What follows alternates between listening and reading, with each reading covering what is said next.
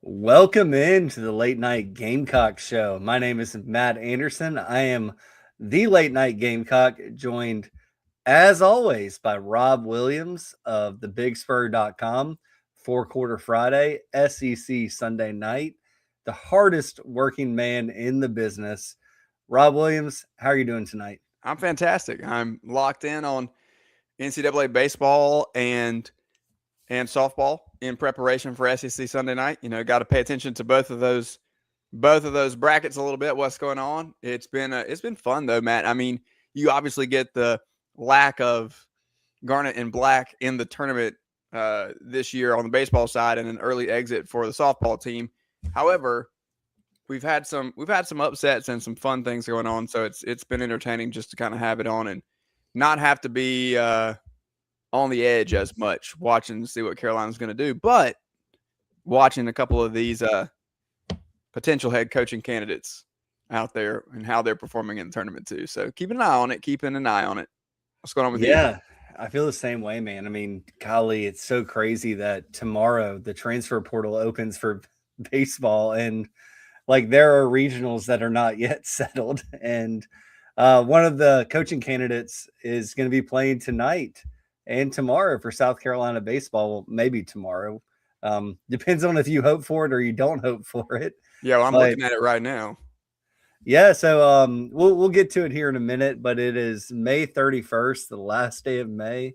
And Rob, I say it all the time, like the older I get, the faster like months end and years end, and we're inside of 100 days for college football. It doesn't seem like it's been 100 days since college football ended.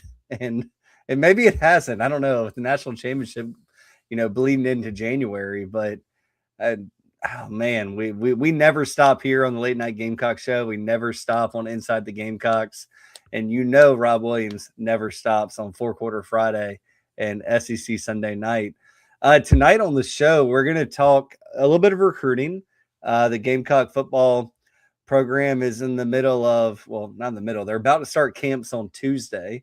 They've already had one official visit weekend that if you want to go back and watch that episode, Rob and I had JC on here. We broke it down. I think a number of those recruits are still in play one way or another, whether South Carolina took them, passed on them, or they're still making their decisions. But oh, golly, Rob, Friday, June 5th, you're going to have another batch of official visitors come in. And then after that, it's pretty much every weekend, through June. We're going to talk a little bit of football stuff too. We're going to look at this piece of the offensive pie.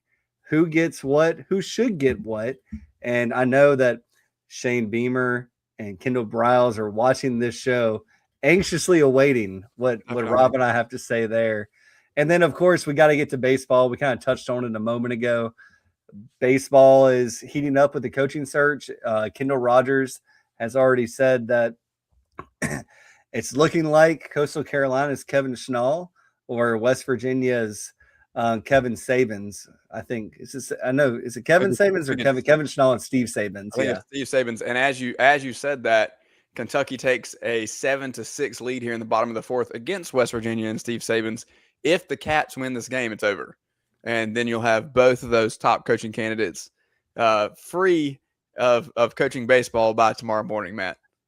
Well, they're still under contract at their prospective schools, but yes, free of coaching baseball for this season. And what that may mean, we'll talk about here in a little bit. But Rob, let's go ahead and get into it, man. Big official visit weekend coming up. Yep. On I guess June 5th, they're going to welcome close to a dozen recruits on campus. We're going to talk about a handful of them here. But first, what we have to talk about is camp season's coming up. And for those of you that aren't familiar with camp season, you're going to have what's called offensive and defensive line camp. Those are side by side with 7-on-7 camps. So if you were to go look at Shane Beamer's football camp schedule, you can see it. I mean, heck, you can come out there and watch if you want to. No one's going to stop you. But on offensive and defensive line days, it's also 7-on-7. So there will be high school teams from Georgia, South Carolina, North Carolina, Florida out there competing on seven on sevens. And any day it's just football camp. That is literally, Rob, like a high school football combine. That's when they're going to be putting these kids through measurements, height, weight, 40s. At the end of the day, they have a fastest man in camp competition. So it's a lot of fun. I know that I will be there for the majority of these camps. I'm always excited to get there. And I know Rob's going to make as many as he can with his work schedule.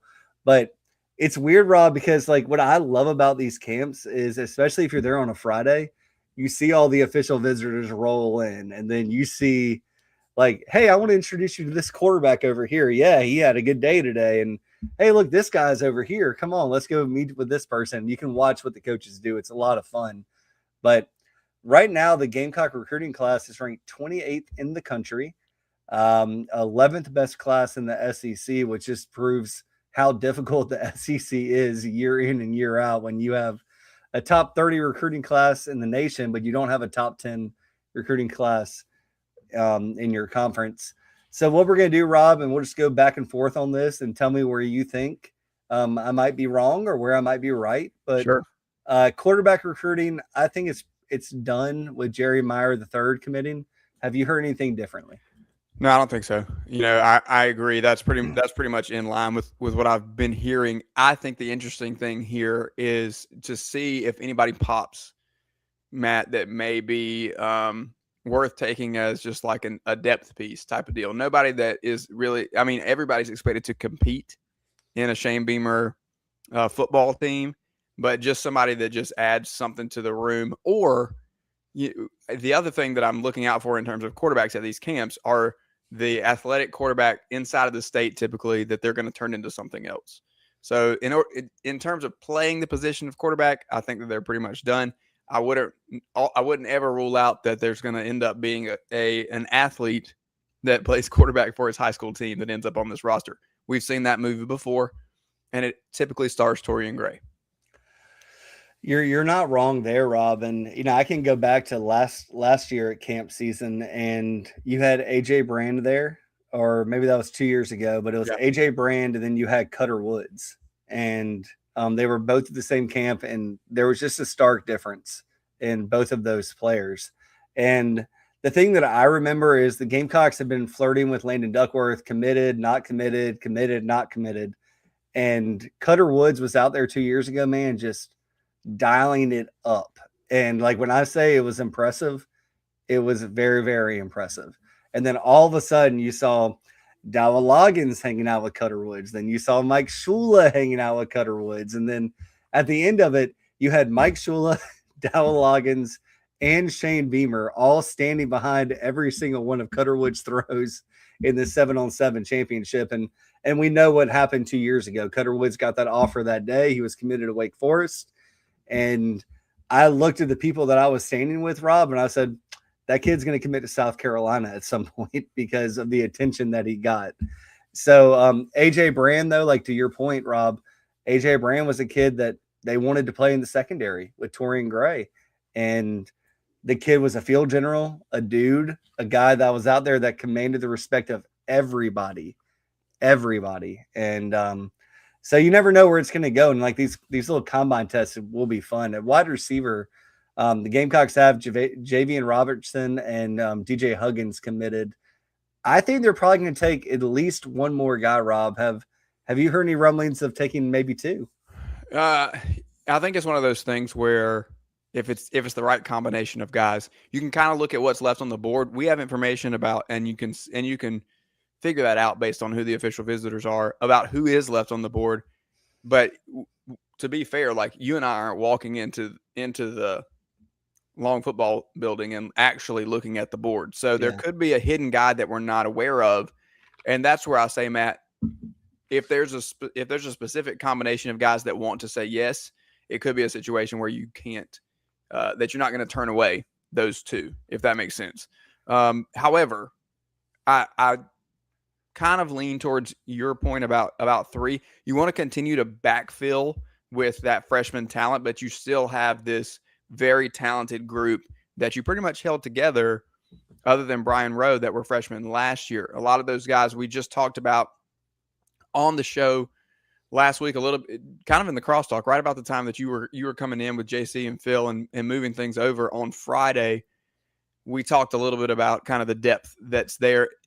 Malik Clark, Jordan Gidron, some of these guys that still haven't made a name for themselves in game action, but have all the pieces, all the tools. There's a lot of depth there, not to mention the guys that came in the transfer portal this year. So when you look at the receiver room, it looks pretty full, and it is well balanced as it is right now. So you do want some freshmen, but I don't think you need to take a huge class like last year. I don't think that really sets the precedent for what they're going to do year in and year out, where you're going to have 6 freshmen. Well, it's weird, Rob, because you think about it, and every single program in the country is shopping the portal, and they're shopping the portal nonstop. But guess what happens, Rob? National Signing Day is before the portal opens. Yep. So I've never seen, heard, or anything of a proven college player saying I'm scared of a freshman. So I think that you can say, hey, you'll go portal shopping in some cases, and you can, but at the same time, like, you still need to backfill your roster because there's 105 scholarships now. You're going to have 20 players transfer out every single season. So I think that, and like Rob said, if you just watch like the official visits and the guys that Carolina's still after, and you can go on thebigspur.com, you can pay $1. You can read every article, every little news blurb, every message board post, and you can see that they have more wide receivers coming on campus. So like what Rob and I try and do is just educate, like follow the visits. If they're still recruiting people and paying money for them to come on an official visit to South Carolina, they're probably still recruiting somebody else. And that's the thing too, Matt. I would say as we watch that, and as you listeners, viewers, fans watch that, it's not just if they're paying for them to come back on campus that they're still recruiting them. They're still in it. If you know what I mean, like they have a reason to believe that there's still a reason to be in the fight, because once it is abundantly clear that a player has moved on, I think that there's still a considerable evaluation point, I guess you would say, from the staff on, well, what does that mean, and do we continue to recruit this guy, or is there an inevitable commitment upcoming somewhere else? And I think kind of that's been the line in the sand for this staff. Is once there's a commitment for some guys, you can see them kind of move forward, and for others, you're still trying to get in the mix. Jaden Bryant would be one, not in this immediate official visit, but you'll kind of see as the summer moves on that they're still after. Yeah, and a lot of this is also like an official visit. Like, okay, like Rob and I can't sit here and say that every single player committed to the Gamecocks right now is, you know what they say, Rob, 110% committed, right? Yeah. So you want to have people in the chamber, for lack of a better phrase there, to say, okay, well, we have this relationship, we have this commitment, whatever. At tight end, dude, this is where I think the Gamecocks might go portal hunting, Rob. Maybe they'll add one more. They already have Judah Lancaster in the fold. I'm a big portal guy on tight ends. Like, get one a year, develop them, see what you can do, but they're still recruiting other tight ends, and they're going to have one on campus in 2 weeks, I believe. And we'll see where it goes, but probably only one more, right? Yeah, I think so too. And I think that, Judah Lancaster is one of these kids that has a lot of the tools to do multiple things. I talked to him right after his commitment, and that was one of the statements that we talked about, was that he is, and I think that Wes Mitchell used the term dual threat tight end, meaning a blocking and a pass catching tight end. But that was directly from Judah Lancaster when I talked to him as well, that was the plan that was laid out for him, that they believe he can do both things. So when you get somebody that's more versatile, that you believe has the ability to do both things, you might not have to specialize and get as many players that are going to fit different molds. Sometimes you see with tight end rooms, whether it's in South Carolina or somewhere else, you want to build it with guys who are different body types, who can do multiple things, similar to the defensive line, where you're going to have like a plugger type of guy at the nose that may be a true zero technique, and then you're going to have some threes, and then you move out to your edge rushers and so on and so forth. And some of those guys are going to be different body types that can maybe shift from one position to another. A lot of times when this defense has gone like into a 3-3 stacked front, you've seen guys that move from inside to outside, compete a little more because their body type worked better in that system. The same thing I think is true, Matt, with the tight ends. Is such a flexible position because there's so much that you can ask them to do. You can slide them back as an H-back. You can split them out. You can make them an extra offensive lineman. There's a lot of different things that can be utilized. And we'll see Kendall Browse, I think, get creative and try to utilize these guys to the best of their abilities.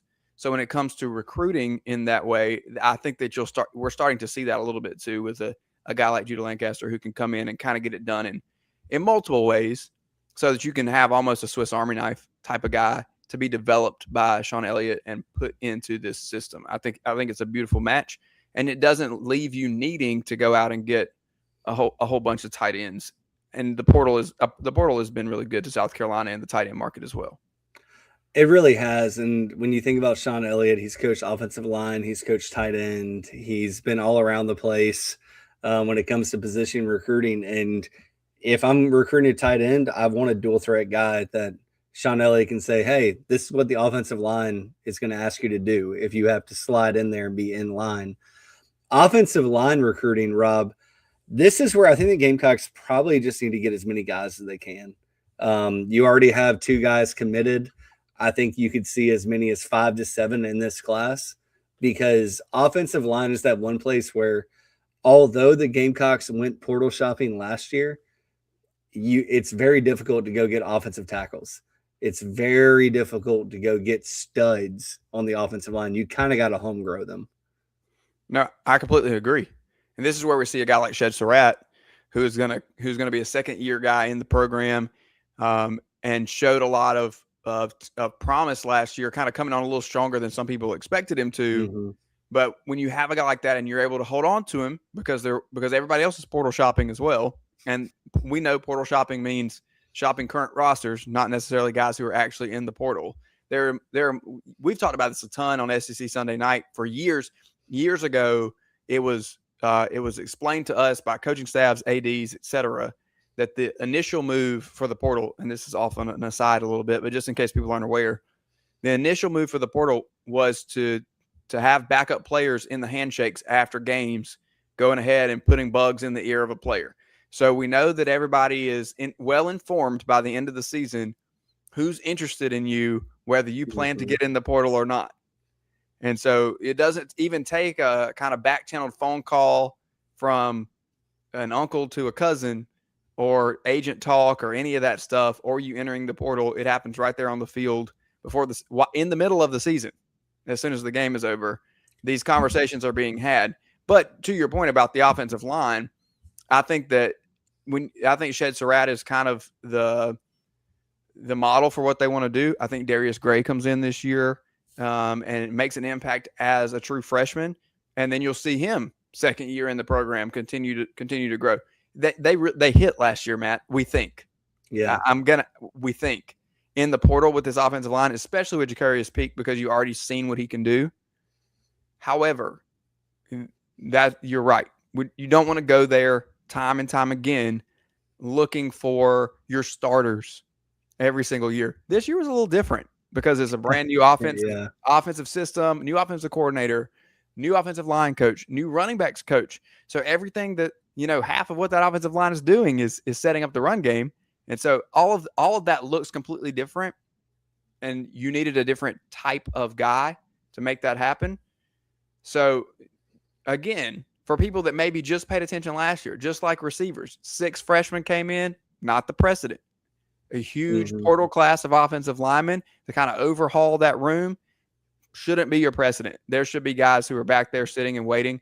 Offensive line, even in the transfer portal era, is a third-year starter type of position. And when I say that, I mean first-time starter in your third year, because you're sitting under guys, you're developing, you're getting there, you're learning a system, you're growing into your body, you're having grown man strength become a part of your DNA, right? Like, this is not a thing where we should see portal shopping be the primary, nor should we continue to think that freshmen are just going to come in like Shed Surratt and what we think Darius Gray is going to do this year. That's a little abnormal as well. Well, I mean, I don't know. I haven't researched this. Maybe it's something I should research, Rob. But at the end of the day, I don't know if there have been more than a handful of programs that have brought in 9 transfer offensive linemen in an offseason. So to your point, yeah, it's not the norm. It's probably not going to be what's expected going It's forward. teams that have terrible offensive lines the previous year. It's teams that have coaching changes. That's where you see that type of number show up. Yeah, and I mean, just the fact they brought in 9, I think maybe one or two of them have eligibility past next year. Exactly. Yeah. You're going to have to rebuild that. And defensive tackle, man, they got John Archer committed, who might be one of the best defensive tackles in the country, if not the best. Quite frankly, I mean, everyone that I've talked to raves about that kid. But defensive tackle, defensive end, offensive line, that's where you just want to pile up bodies, especially you get the best you can. And South Carolina's in it with some really good defensive tackles. I think they'll probably take 1 to 2 more defensive tackle. They have 0 defensive ends committed right now, Rob. So they're going to have to get to 3 or 4, maybe even 5. I mean, South Carolina is in a unique position right now where, to me, Rob, it seems like they're slow playing some 4-star top, let's say 150 to 250 defensive ends in the class, which makes me feel like they kind of have some guys earmarked, which is really exciting if you're a Gamecock fan. I agree. You look back at the first official visit weekend, and a guy that really stuck out was Desmond Malpris, who was out of Jacksonville, 6'3", 205. This is a kid who I spoke to his coach, and he talked about kind of his raw athleticism, his ability to jump. His 40 time was extremely impressive. And he's a guy that JC really liked when looking at the tape too. He fits into the category that you just talked about, though, Matt. He's kind of in that 4-star range where, the question for me is, are they going on some quote unquote higher rated guys that they feel really good about before they decide who's coming into the boat? Left that weekend in good shape with Malpris. We'll see how that moves going forward. Now the kid still has to make a decision, right? You still have to recruit him, and you still have to get him in if you need him. But it could be a situation where if they hit everybody, this is recruiting. If you hit everybody at the top of your board and you're full, then what do you do with that type of situation? So yeah, I think that kind of slow playing is a great word. And the way that is playing out for us, you can look down the board. We've already seen Fred Arts, right? Like that's a guy who everybody was high on, but you can look kind of what's coming down the pipe in terms of potential in commitments. KJ Green is there. Jaden Bryant, I mentioned before, who's committed to LSU, but right there in their backyard in Irmo is there. You got a handful of guys, Whitehead, who are out there and recruitable guys. So we'll see how that develops. But I agree with you. I think 3 is probably a minimum. I think they would like to see 4 guys in the class there. Well, I'll tell you this, Rob, and this is just my opinion on it. Like when you talk about transfers, like I mentioned earlier, like no transfer that's coming in that's been proven in another program that's going to get paid at this program is worried about a freshman. But other high school seniors are actually worried about other players coming into their position, which sounds a little bit crazy in this transfer portal time period.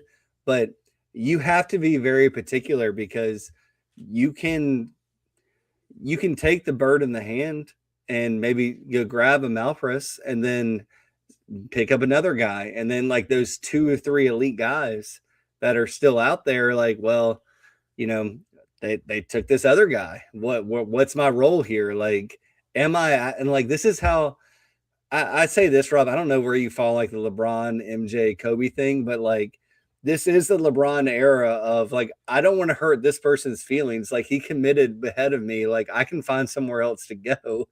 And like, it's the era of feelings. And like, that's a weird thing that coaches have to balance right now, because right now, like, I think that the Gamecocks are doing what they should do and running the race and saying, look, you're our guy. We're going to run this race with you. And at the end of the day, like I see Harrison saying in the chat box that a crystal ball came in for Malpris to Clemson. I mean, as a Gamecock fan, it's kind of nice if you can let Clemson have your leftovers, but I will say that you do that too many times and those guys get a little edge, they get a little bit of anger Yep. in them, and they will Don't let that one destroy come you back when to they have the opportunity. don't let that one come back to bite you if that's what ends up happening. When you Exactly. had a chance to lead. I mean, Harrison noted there that that Rivals has South Carolina as his leader, crystal ball on 24/7. So a little bit of a differing information coming in on Malpris, but he's just one that sticks out to me, Matt, as we look at this edge position where they're in really good shape. I don't have any intel, so somebody may have better intel than I do to The say only intel I have, how Rob, we've moved or haven't moved. I'll just say this: they feel good about guys above him on their board, and that's when you have to trust the coaching Right, staff.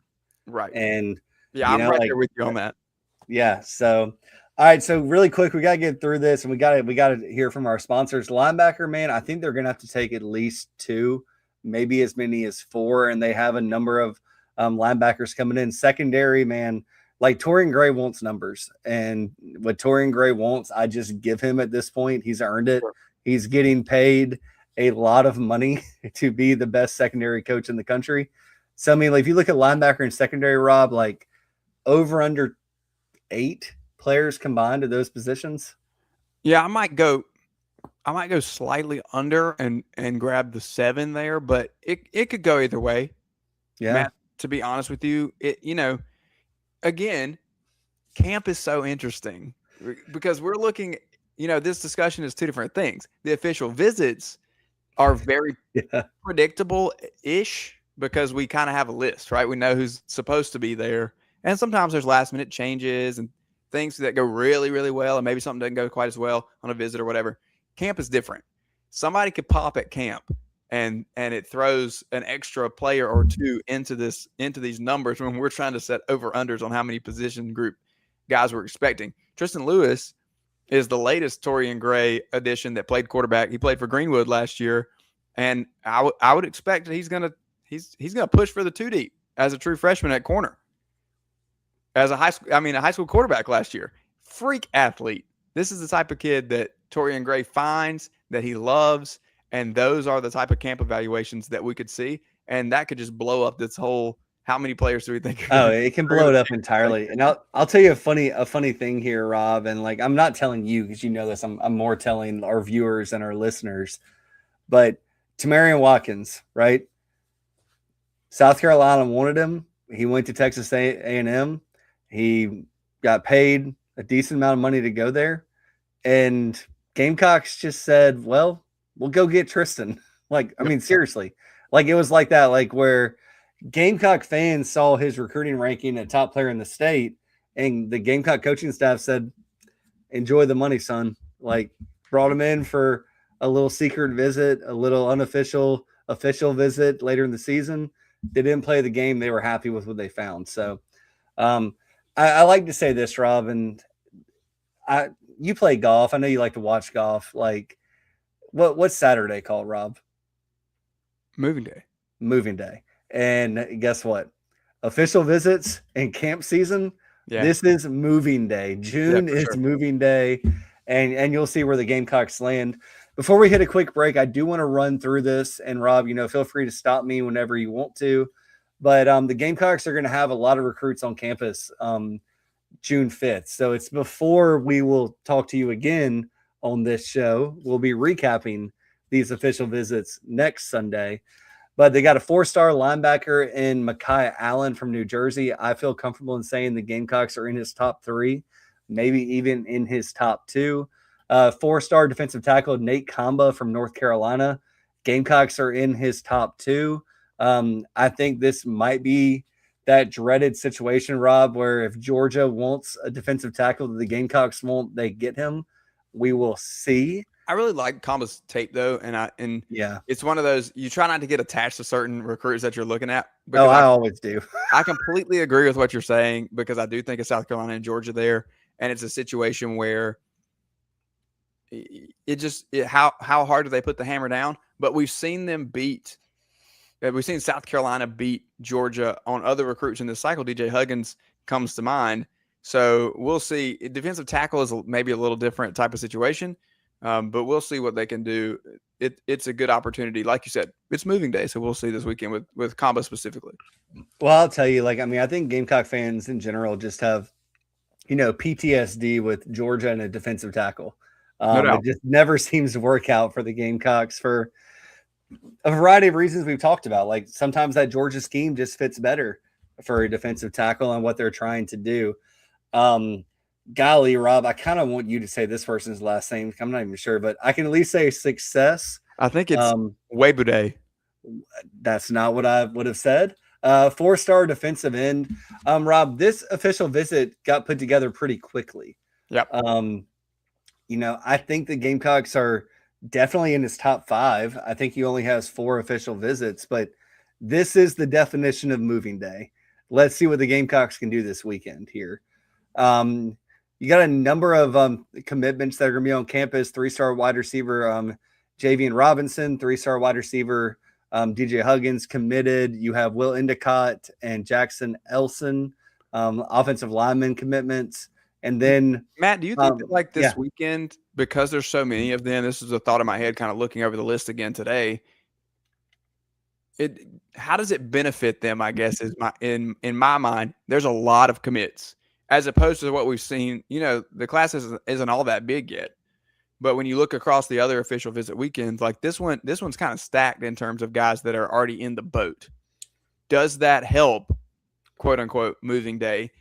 Because you just kind of rattled them off. There's, what was that, 4? Yeah, right four commits.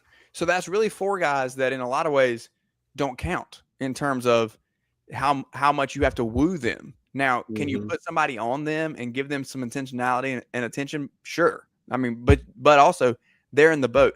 How can you empower them and mobilize them to help them get other people in the boat? That gives them value, and that gives you more time to prioritize some of the other guys. I'll be interested to see if we get some major movement this weekend and if that's a factor because there's so many guys here that are already in the boat.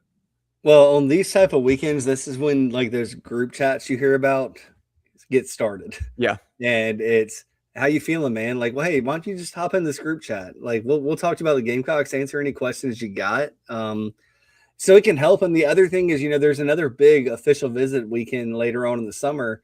And if these guys have already taken their OV, now watch them come back as unofficial visitors and do recruiting duty times 2. Yep. So I think that's where it helps. I know that 3-star defensive end Josiah Fields was originally scheduled to be an official visitor. Not going to happen. He's committed to Louisville. He was teammates with Nate Kamba, or he still is teammates with Nate Kamba. But that's kind of why those official visits weekend stacked up together. 3-star defensive back Kelvin Millington is a guy that's probably a 4-star. If you see the definition of a Torian Gray type recruit, it's this kid. He has visits to 2 techs on the docket after this weekend in Texas Tech and Virginia Tech. I think this is one where the Gamecocks try and put the full court press on. He's been very open to the Gamecocks, very excited about this visit. I'm going to say commitment watch, and we'll see what happens if he doesn't commit. Is that fair, Rob? Yeah, I think that they want to go get this kid this weekend, and I think that they probably should. He jumps out right off the board. When you look at the visitors coming in this weekend, just measurables, and then you go to the tape, obviously, to see what's there. But just measurable wise, I've said it, you've said it, multiple of our colleagues on Gamecock Central and the Big Spur have said it, because it's so obvious. He looks like a Torian Gray defensive back. Yeah, it just screams and leaps off the page when you look at his measurables, and when you look at him, just to kind of see his frame standing next to literally anybody else.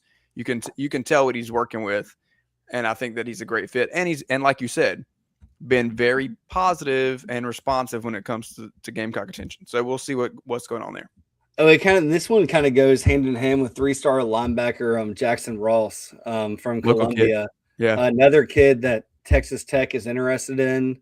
Like, look, his dad played basketball at Carolina, David Ross. His dad is a great guy. Jackson is a great kid, but I am just going to let you know that don't pencil in Jackson for South Carolina football. Coaches love him. They want to get him in the boat, but this is a situation where I think Rob, like I'm trying to say this the best way I can, but like Jackson Ross just isn't a private school linebacker from Columbia that is dying for a Gamecock offer. Like his dad played there, but this kid is getting NIL money from other schools. It's not just like happy to be here type situation. And I'm just saying don't roll out Texas Tech because there is a world where NIL works out. You know, Rob, you and I were both 18, 17 at one point, and going away for college sounded pretty good, right? Yeah, and going away and getting a bag at the same time would have also been fantastic. So we'll be back next week, Texas and Tech. Yeah, Texas Tech's dropping bags everywhere. I mean, we can call it what it is at this point. There's not, and nobody's faulting kids for that either, for what it's worth. Like, no, I don't. That is exactly your point. We were 17, 18 years old at one point in time. And if you'd have come and told me that I could go to the University of Michigan, you know, far away in the cold for X amount of money, and I'm not talking scholarship dollars, then yeah, you'd have my attention. I'm gonna say the heat works. I'll pay the heat bill. It's fine. Exactly. But we'll be back next week and we'll talk all about this official visitor weekend. We'll preview the next weekend. We got to hit a sponsor break and we come back. I got some interesting questions for Rob, and I want to hear his take on what the offense looks like next year and who he thinks the ball should be in the hands of. Morning, Carl. Usual? Yeah. Your oldest was in here the other day. Said the two of you took a trip down to my neck of the woods. How'd that go? You might as well give me one of those Carolina cards while you're at it. I knew I liked that one. Yeah. There you go, my friend. Thanks. Hey, Carl. Congratulations. See you tomorrow, Freddie. You bet. JC Sherbert here had a brilliant idea that some good friends of mine in Florence have told me about. Next time you're having a wedding or an event or anytime you got to feed a bunch of people, talk to my friends over at Flavortown Eats and Events. That's right. It's a food truck / trailer, prepares the food fresh on site right there for you. No hassle. It's absolutely delicious. They'll come out, turnkey solution to feed the masses at your event. Go to their website right now. flavortownflow.com. That's flavortownflow.com. They have all the contact information you need, and they are a proud sponsor of the Late Night Gamecock Show and the Chief Sports Network. Welcome to Palm Casual Patio Furniture. Because we are the factory, Palm Casual has the ability to offer the highest quality outdoor furniture paired with world-class service. Since 1979, our factory showrooms have done our best to make the buying process as easy as possible for our customers. Our understanding of the many factors that go into your decision has helped us create our 30-day trial period that increases the level of comfort our customers feel during the shopping experience. Visit us in Somerville, Mount Pleasant, Myrtle Beach, and Bluffton, and online at palmcasual.com for our products and out-of-state locations. Go Gamecocks!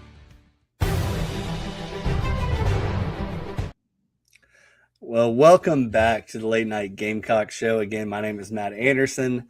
This is Rob Williams joining me. And I got to give a very quick shout out to Palm Casual. Yesterday, my in-laws were looking for some patio furniture. They were going to the beach, Myrtle Beach. They went to the Myrtle Beach location of Palm Casual because they were celebrating their 36th wedding anniversary. So, you know, God bless them. God bless that marriage. I hope God blesses all of you in every single way in your entire lives.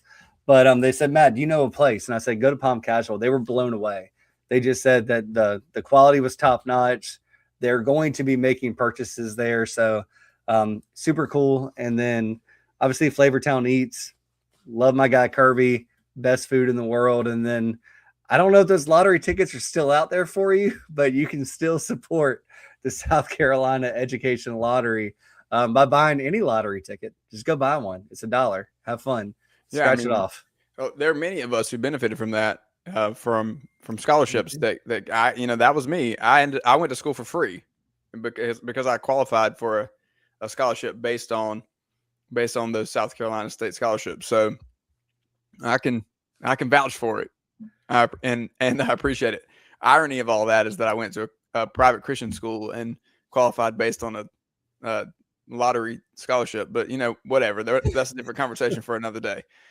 Hey man, like NCAA tournaments, gambling, drugs, alcohol, whatever you want nowadays. So who cares? But so Rob, I had a fun article that I put together on thebigspur.com the other day, and it was basically talking about how last year under Mike Shula, over 20% of the targets in the offense went to players who just couldn't manufacture yards. And where I want to start with this, Rob, I'm sure you know this. I hope you know this, but I like yards per target better than I like yards per reception, because a target is every time the quarterback throws you the ball, you're expected to get X amount of yards, right?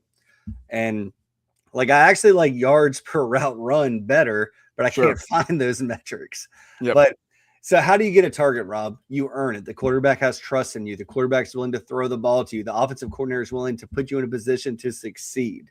So last season, far too often, Rob, players were getting targets and not doing much with it. I'll give you a great example.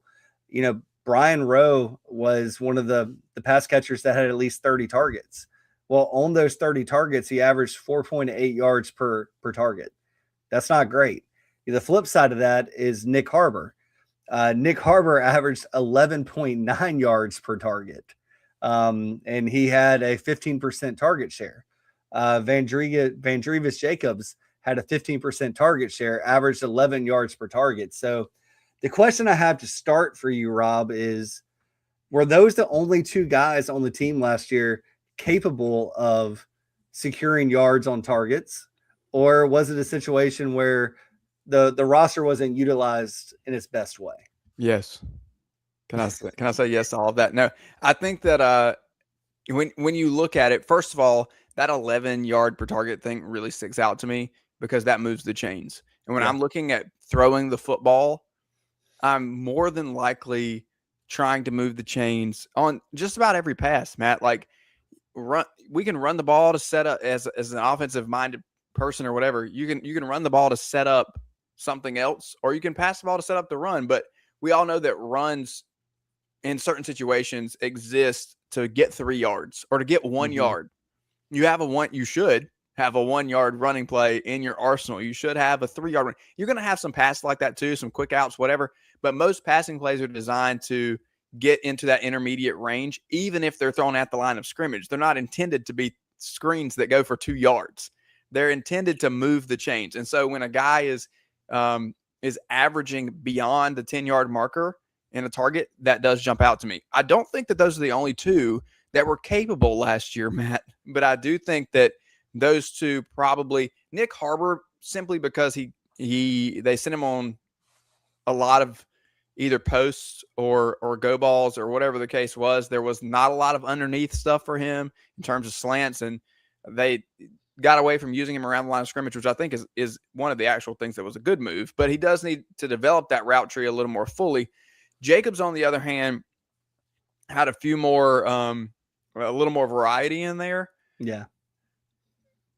Outside of that, the offense just wasn't really conducive to moving the ball around, spreading the ball around. And Lenore Sellers had so much trouble in the pocket. That was nice, by the way. The mic just picked up Matt crack. Sometimes, man, it just feels good. It sounds good. It's all Holy good. cow. Call chiropractor Matt. We're signing you up for an ad special next time. Okay. I think Jaden Sellers is obviously capable of averaging a pretty high yards per target number, that 10, 11 range. And we saw something similar out of Mazeo Bennett in his freshman season. So to say he's not capable, I don't think is the right phrase there. Can he make a comeback again this year? Sure. I'm interested, Matt, to see guys like Donovan Murph. How does that development continue? What does he look like with another year under him? And then you're bringing in guys who are more proven to have. What's Nitro? Do we know Nitro Tuggle's yards per target at previous stops. I understand that's not with the same kind of. Yeah, no, I have it right here actually. So let me pull it up. So Nitro at Purdue, and we go back to Georgia, he had like 3% of the targets, but Nitro at Purdue had 19% target share, 6.8 yards per target, 14.7 yards per reception, 74 targets, and 34 catches. So like what I like to look at, Rob, is like what is your catch rate? And catch rate can be impacted by different things. Like, was the ball on line? Like, did you have a chance to catch it? Was it the quarterback's fault or your fault? But Nitro Tugwell caught 45.9% of his catches, or 45.9% of his targets. And then you converse that with a Jaden Sellers, who caught 73% of his targets from Lenore Sellers. Well, makes a heck of a lot of sense. They've been throwing the ball back and forth since they were born practically. And you know, if you're under fire and you know what route your brother's running, like I'm gonna throw it that way, right? But yeah, I mean, with Donovan Murphy, he had 22 targets last season. He caught 14 of them, 63.6% catch rate, and 9 yards per target. So, like for me, Rob, like when I look at this, I think about like just returners. I think about Nick Harbor. I think about Donovan Murphy. I think about Jaden Sellers. Then I think about DJ Black. I think about Nitro Tuggle. I think about the other guys. And I think the Gamecocks might even have like double-digit pass catchers that were 4-stars coming out of high school. So you kind of wonder what that rotation is going to look like. I can tell you, Rob, that Kendall Briles, over his last 9 seasons, so like since Baylor, his wide receiver 1 has averaged 92 targets a year. Last year, Nick Harver had 52 targets. Dre Jacobs had 50 targets. Briles, wide receiver 2, 65 targets. Wide receiver 3, 47 targets. Wide receiver 4, 30 targets.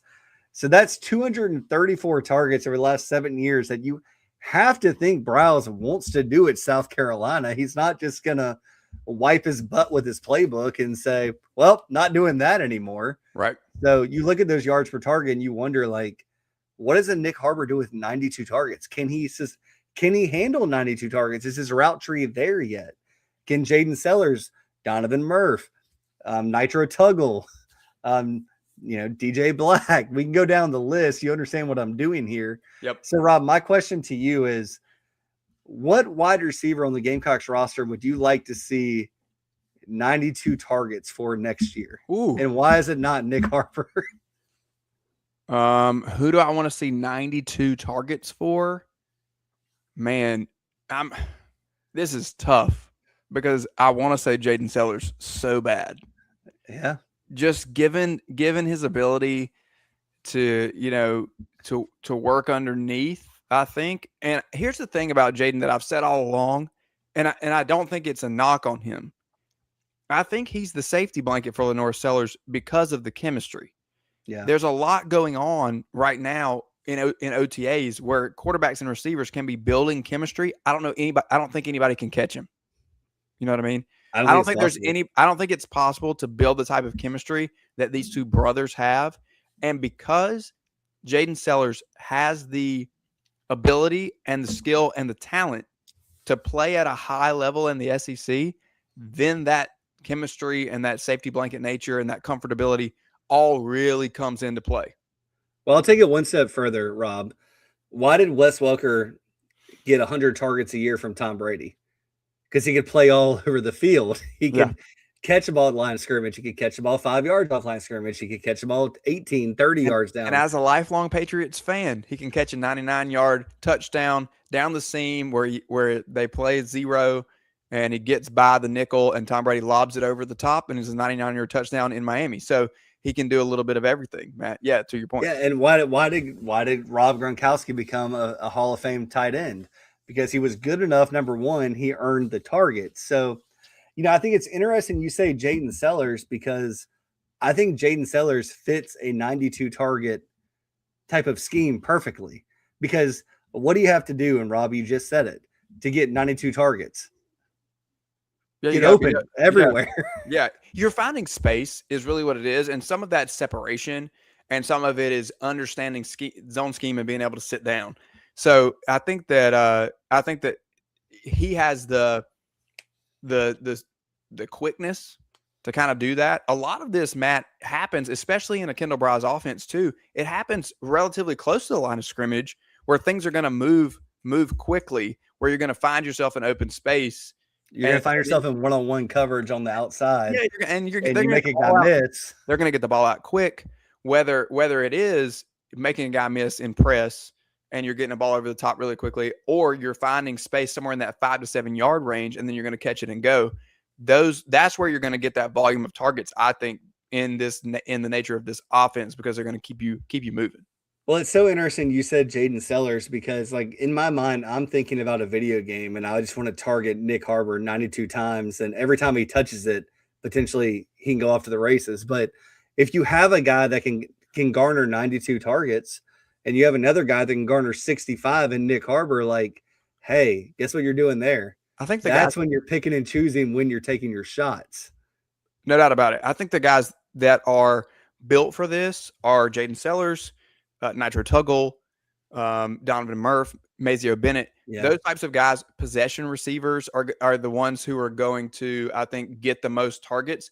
And that does, Matt, I think, really set up. I think about, if you want to use Gamecock comparisons in the eras past when we've seen them be really, really good, guys like Ace Sanders and Bruce Ellington. Bruce Ellington is a receiver that came in and just found himself open all the time.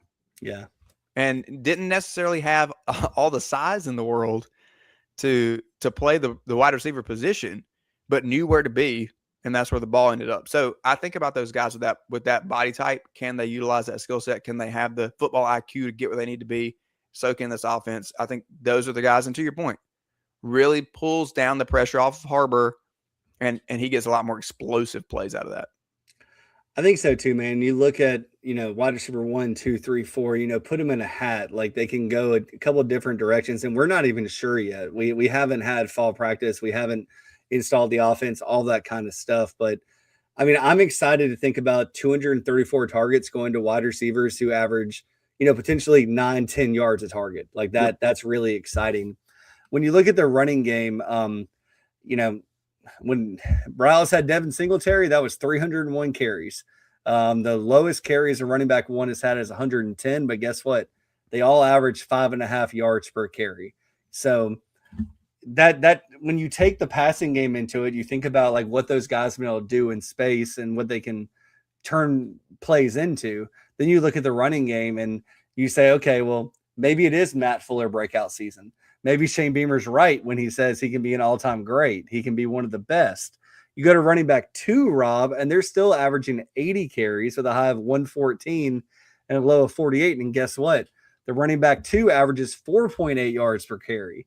So you do all this math, and you can talk about Lenore Sellers and the way that he can run, the way that he can make things happen, and you see the potential for something scary. And I'm not saying 50 points a game going to take the SEC by storm. SEC has good defenses, and SEC has good offenses, and the defense might not put the Gamecocks in a situation to be able to run and get 11 yards a target. But I see all this, Rob, and I just ask you, like, are you optimistic? Yep. Yeah, I'm definitely optimistic because this is something that we haven't had at South Carolina, but something that JC has said, something that I think a lot of people have been able to see is needed in Columbia in terms of a college offense, something that's going to make them a little bit different, even though we're seeing this scheme kind of take hold across the SEC at this point. It might not be as different as it would have been, 5 to 7 years ago when some other teams first brought it in. My question, to your point about the running game and Lenore Sellers, is he running back 2 in the way that the way you break that down? Does he kind of slot in there in what becomes the second leading carries if they decide to use him in that high of a volume? And I personally think they probably should. I 100% agree with you. Look, Rob and I, we had all this stuff to talk about. We didn't know if we were going to get through it. We were worried about it. We were worried about going too long, and we have gone too long. So we got to get Rob out of here for SEC Sunday night. But real quick, Rob, Coastal Carolina, they are out of their regional. They lost today. You have Steve Sabins at West Virginia still playing right now. His season might end tonight. It might end tomorrow. It might keep going to next week. As far as I know, and I know I do see something in the chat box here, just got word Kevin saying at Coastal Carolina. I've been checking my phone. I haven't got that word. If you've scooped us, congratulations. That's awesome. I would love for it to be scooped on the late night Gamecock show, quite frankly. But as far as I'm concerned, Rob, I think there's still 1, 2, 1A, 1B in the clubhouse. I think if it's Schnall, something probably will happen in the next 72 hours. If it's Sabins and he loses today or tomorrow, something happens in the next 96 hours. And if not, I think that maybe you start to wonder what's going on.